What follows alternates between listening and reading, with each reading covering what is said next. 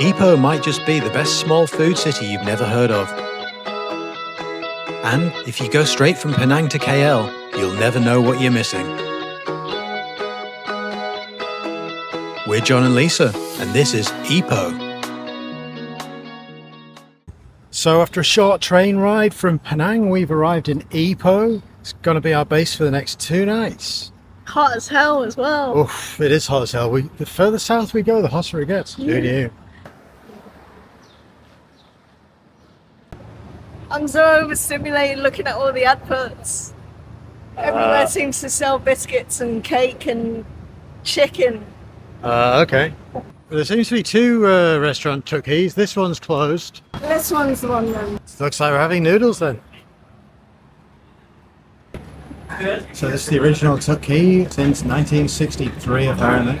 Lisa just going rogue and ordering more food. No, because like on the menu for the noodle dishes, because I got this, it's all like, whoa, they're fancy noodle dishes. And then I asked, is that big enough to share? And he said it's for 1 person. So I added an order of this one, the wonton ho, which is also small.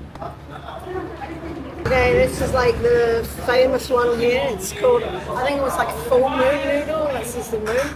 I referred to this earlier as like a Malaysian carbonara, right? I mean, I think that when they said this is portion for 1, that was very generous because like this is huge, right? Oh yeah, the egg has made it really kind of creamy. That's really tasty. There's a hint of sweetness, but it's not too sweet. You've got umami from like the soy sauce, I suppose. Yeah. Yeah, it is creamy. There's some like little crunchy bits in there as well. Yeah, this dish is really good. Oh, It's the alcohol fun dish. it's your dad's fave. It's turned brown a It little. looks nice actually. I reckon that dish is going to be good. It's called watan ho, and it's cooked with a lot of this egg gravy. Usually when I've seen it, I've not seen the ho fun as dark. It's got good gloop factor. It looks very tasty. It's ticking a lot of boxes out. Yeah, it's soft, you don't really have to chew it, you know, it's like...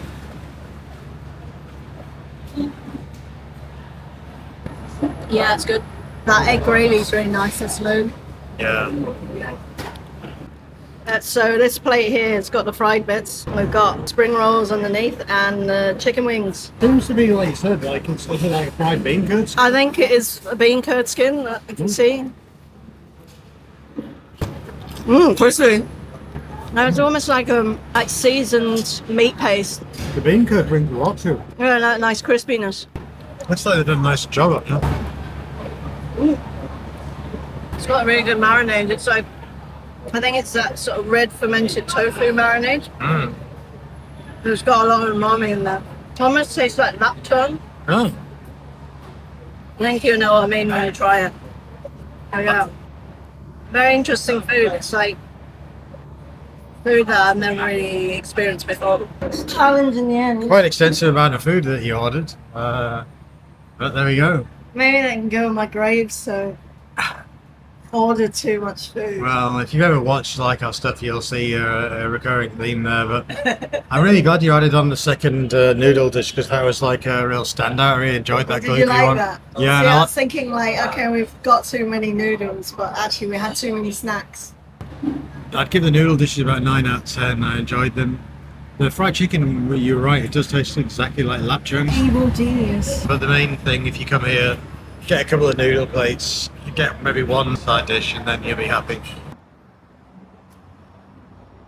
Just what we want after that mountainous spread for lunch. Dessert. Tell you better tofu. You've been wanting this for ages, haven't you? That's true. So Funny Mountain, we're going to get some sweet tofu. Looks like they sell quite a bit of soya milk as well. Here it There we is. go, we've got the goods. I'm very full at the moment, so maybe I'll have the soy milk tomorrow. This is hot. What? Going in. It's sweet, but it's nice. Sweet and hot. It's sweet and hot. It's almost like very soft custard. I think I'll take something outside if it's all the same. Oh yeah, it's got a nice jiggle. I feel like I'll have a pepper dish today. So. Yeah. mainly the sugar syrup they put in there to sweeten this. Yeah, for sure. It's nice. Yeah. The flavor itself's not too bad. Yeah, Yeah, I like it. very nice. Thanks, Funky Mountain.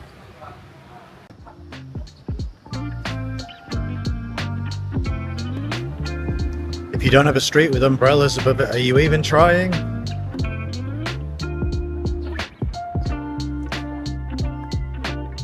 Another great thing about Ipoh is that it's really easy to explore on foot. Most of the places that you want to see, like the Old Town, Concubine Lane, and the Birch Memorial Clock Tower, are all within a few minutes of each other. And do you know what else is easy? Liking the video and subscribing to the channel, of course. We'd really appreciate it if you could.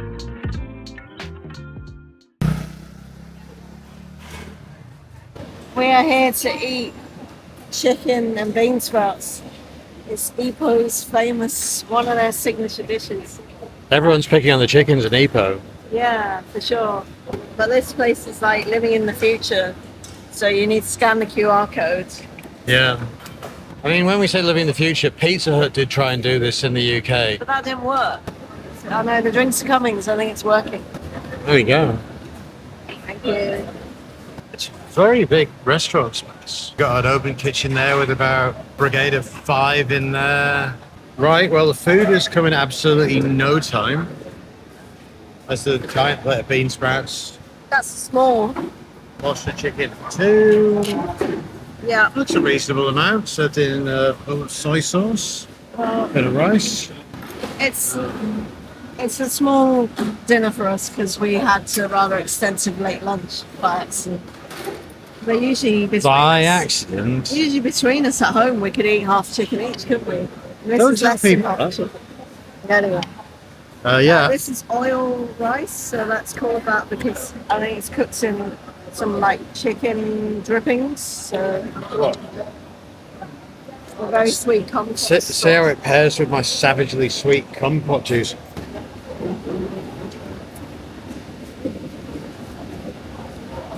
It's got a really nice flavour. You know how we complain at home and say chicken doesn't taste or anything. I want chicken like chicken used to taste like. Yeah.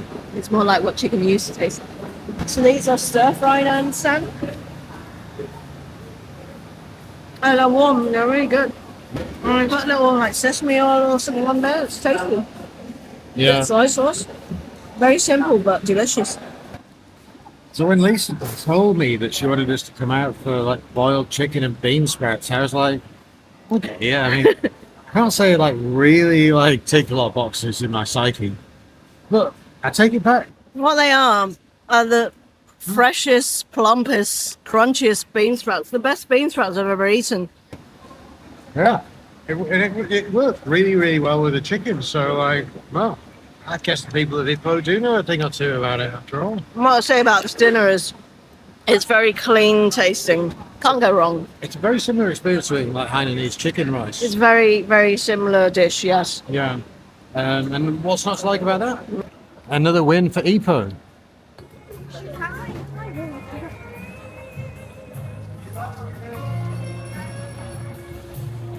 I talked before about being overstimulated by all the signage here. And the reason being is because like 9 out of 10 of these stores are all like biscuits, baked goods, and I'm like, yeah. There are some of these stores that are old school and famous and still baking store. Yeah. So we're going to try and find some tomorrow.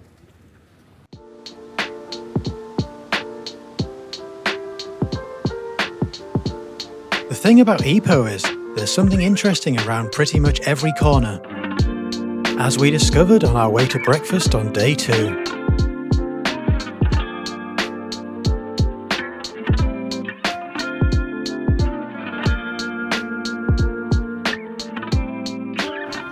Breakfast time.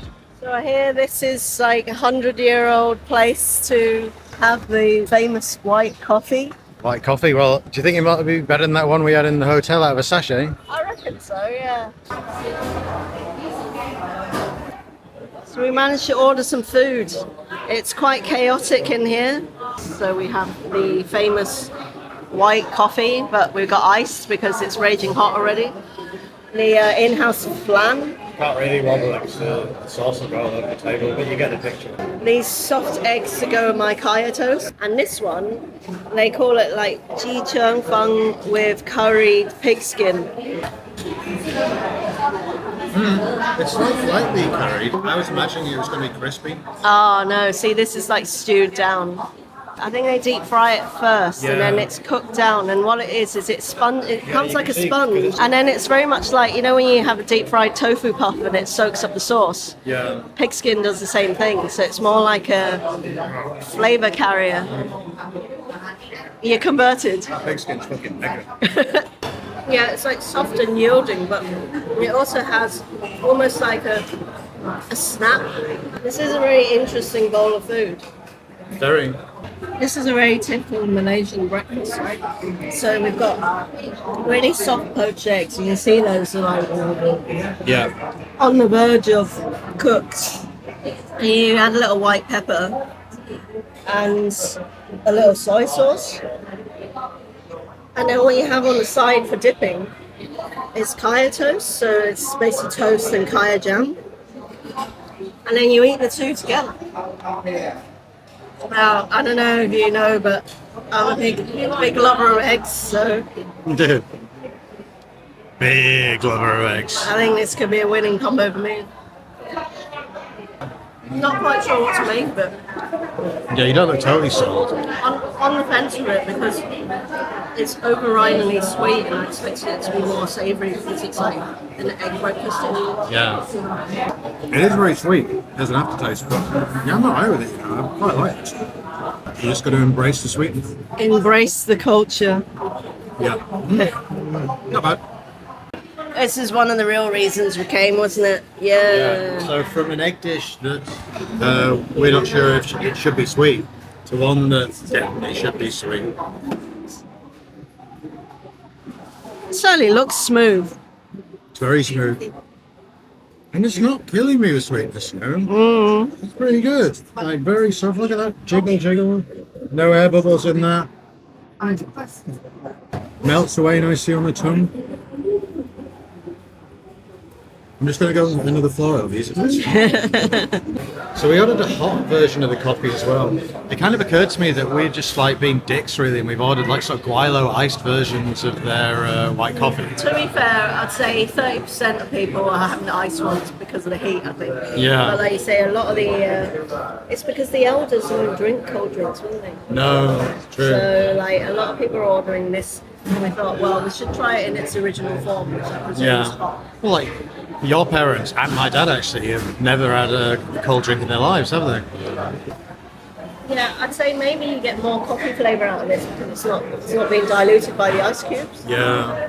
There's a sort of chocolate beanie kind of like thing about it, which I didn't get with the iced one at all, but like it is there. It's like creamier on my palate, and it's like almost like molasses.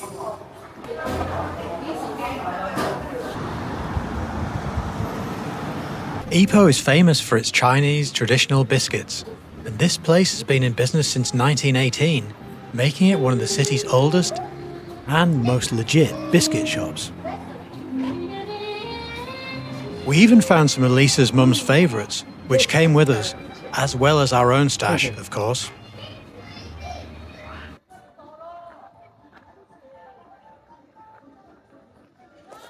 So we got a grab out of the city to Tasik Sermin Mirror Lake. For a very cheap 15 ringgit. I feel like they've sort of Disneyfied this a lot. Oh, massively so, yeah. So the Mirror Lake is 90 meters down here through this tunnel.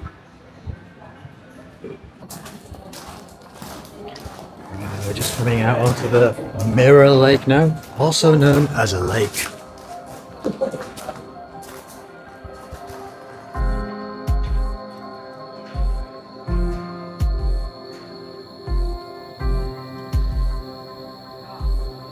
As you can see from the footage, the light wasn't exactly kind to us when we were in there, but it didn't take away from the atmosphere around the lake, with its imposing limestone cliffs and dense jungle. It's a surprisingly peaceful place, just a short distance from the city, as long as you don't go on a weekend.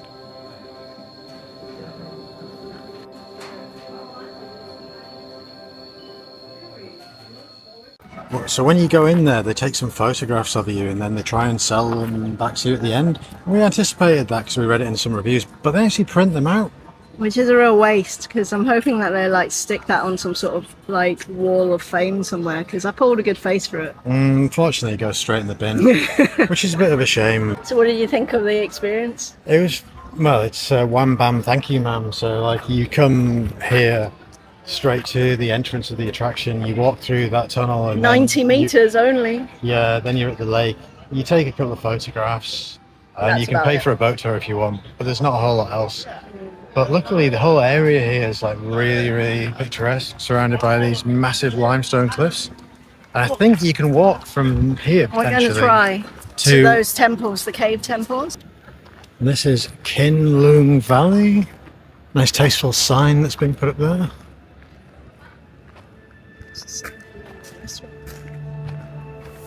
Very popular spot for posing. Nice and cool though. Very nice and cool.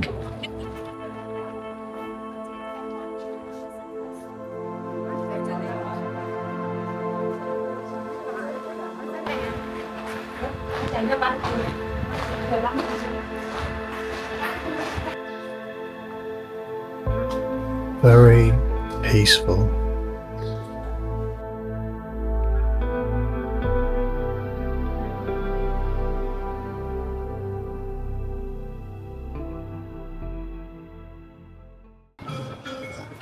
This is Tasik Sermin 2, which we later found out is the more impressive of the two lakes. And you can take a boat through the limestone cliffs here. We didn't, obviously, because nobody told us. So, we're telling you. Right, and we just had about a 20-minute long discussion about how to get to the nearest cave temple, which is only 600 meters away, apparently, and I can actually see it. And we were talking about getting a grab from up there, but it just seems so ridiculous with it being such a short journey. And there's no sign on Google Maps that you can walk, but actually there are signs here and there's a path, so yay for us. Yes, so if you translate this sign, that actually says Buddhist temple this way. Here it is anyway. So if you watch this video, you won't have to waste half your time stood there debating what to do. Or maybe you will. Hopefully it links up to the Sampo Tong temple. Hopefully we can reach it on the end of this strip, but who knows? Who knows indeed. This was our first, but far from our last temple of the day, tucked away beneath Ipoh's limestone cliffs. We really weren't expecting to find a temple in such an impressive setting, but Ipoh is full of surprises.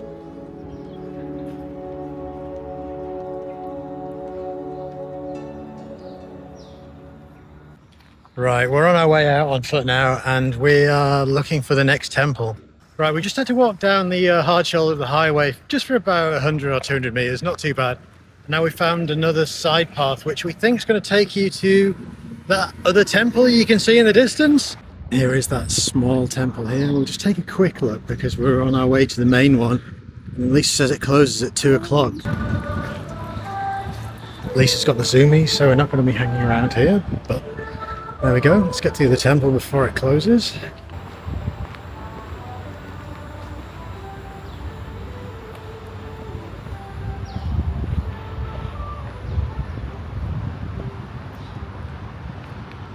It's actually really nice and atmospheric in here. Right, and we're walking on through this area on the premise that we might be able to walk to the next temple. Hopefully. I've got a premonition that that's not going to be possible, but let's... Very close now though. Yeah, I'm not sure. So we did end up taking another grab.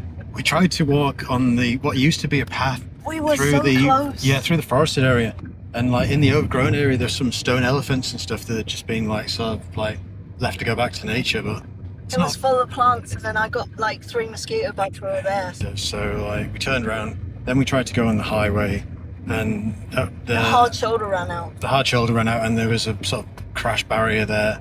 So that wasn't a good idea. So in the end, we saw sense and went back to the previous temple and got a grab, which is only about 11 ringgit. Okay, so after that short grab, we've arrived at Sampo Tong Temple. This turned out to be one of the most impressive, atmospheric temples we've ever visited.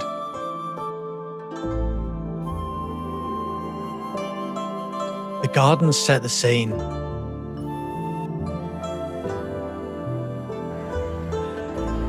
Then, inside the cave, the temple itself. But the best was still to come.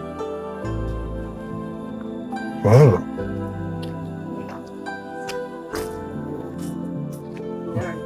Look at that. That is unexpected.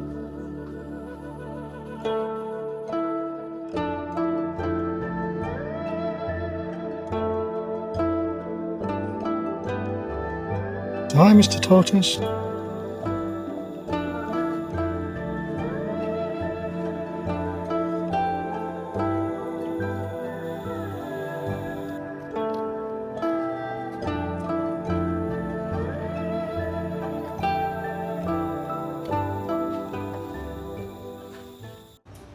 This is apparently a Taoist temple. Very different to the last one, as you can see. Still cool though, the way it's built into the cliff there.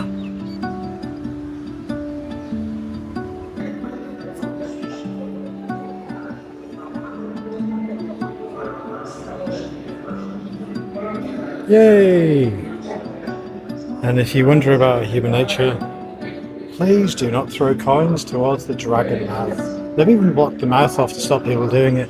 It's not pinball, guys. Don't do it.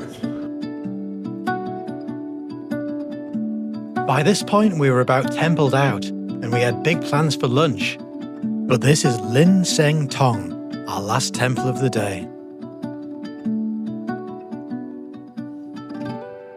We said that it felt like a greatest hits album of other temples we'd visited. And it brought our DIY temple tour to an interesting end. One of the other specialities in Ipoh is this Hakka salted chicken. So people come and buy this and they take it back to KL or whatever. You can buy it sort of fat packs and it will last for a week, or you can buy frozen ones. And there's even a vending machine. Is it also called beggar's chicken? Is that what? Yeah. I mean, look at isn't it magnificent? You don't have those kind of vending machines back home. That's all I can say. Look at all those chickens they've got, freshly baked today. It's like some sort of pickup service as well, isn't it? Everyone's got some free packs that we're buying loads of. Yeah. And the whole chicken is 35 ringgit. Sounds like a bargain to me. It's about £7 British approximately.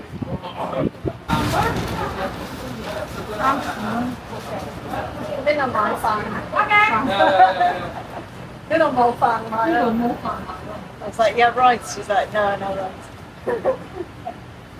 Chili sauce? So where do you go with takeaway chicken? To the People's Park. You know, this fancy pagoda we found. The takeaway chicken, and then I've got some rice from Lou Iams next door. Right. The unboxing. It's like one of those like games where you just carry on doing it with more and more layers. Pass the parcel. Yeah. Look, there's another one. Pass the parcel, but chicken. It's like a bit like I'm in. the old chip shop. Oh, Look at that. Succulent or what? It looks like you need the gloves. and that's what the gloves are for. Yeah. So I got the chicken, and then we got some accompaniments to go with it. Yeah, rice and bean sprouts. Right, and Lisa's ripping this chicken. Oh wing yeah, from that him. came off very nicely, the first half. Yeah, it's very soft. Yeah, that is very good. It's so tender and like you can see how juicy that is. It's got the sort of herbal flavour too that they marinate the or cook it in. That comes apart really nicely. Look how glistening that is. Mmm. Delicious, right? Oh yeah. Fucking hey. It's really nicely seasoned. There's a nice herbiness coming through. I can see why this is like a hype item that people want to bring back to KL or wherever else they're visiting from. We're a bit like savages, but that's fine. Oh I'm happy with that. yeah, that is superb. So yeah, needless to say, if you're in Ipoh, you gotta get this shit. Yeah. Even though you can't eat it in your room, eat on a street corner, eat in the park. Yeah. Honestly, I feel like I should be covering my head with a tea towel to hide myself with God. This is so good. Well, we've knocked it off, and I think I need a shower now. I think so, yeah. Absolutely superb, though. I'll honestly say that you haven't lived until you've torn a salt-baked chicken to bits with your bare hands sat on a park bench. So here we are in one of the little hawker centres, I guess, quite close to our hotel. It's too early in the morning. How's the congee then? It's nice. It's good. It's just the century egg and pork congee. But the bits of century egg are tiny, so that's not going to bother you at all. It's got some of the yao jia gui chopped up on top. Quite a small portion compared to usual. Yeah, I'm quite happy to see that, actually. It's not a Hong Kong portion. That was And here's the freshly made prawn churn curry. a nice kind of crisp texture from the prawns in there. The sweet and soy. It's a little sweet, but it's tasty. Very economical, these places, for breakfast. So, like, what'll this cost us? This was 10 ringgit 50. So £2. Yeah, for two dishes. Yeah. And the coffees were like not very much at all. Yeah, so if you're coming to Asia, one of the big things to consider about Malaysia is it's potentially a really good budget saver over places like Thailand, both in terms of accommodation, getting around, crabs are very cheap, trains, coaches, and food.